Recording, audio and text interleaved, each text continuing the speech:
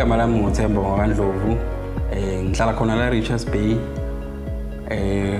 Ngijoyine uTransnet ngo-2019 November njengo-driver. Ngasho nje ukuthi kuningi sengikufundile. Mhlawumbe ngizoqala ngakho ngikubalule.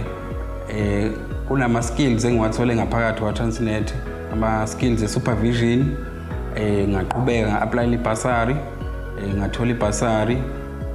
Njengamanje ngenza i-project management. Unyaka wami wesibili lo ngenza i-project management. Ukujoyina kwami uTransnet kuningi esengisizakala khona. Mengiqhathanisa impilo yami ngingakangeni kwa-Transnet nanokuthi sengingenile, kuningi esengikwenzile.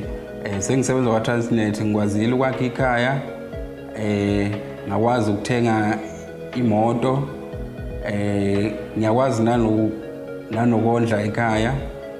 Kuningi nje ngingakubala. Mangabe ufuna ukujoyina uTransnet noma ufuna ukungena eTransnet, kune website ethi www.transnet.net.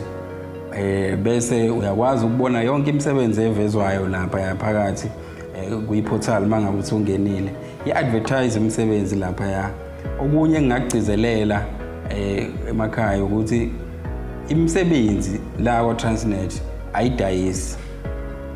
Ngeke kuze kwenzeke la khona okuzoba nesimo sokuthi kumele ukhokhele umsebenzi noma khona imali okufanele uyikhiphe ukuze ungene.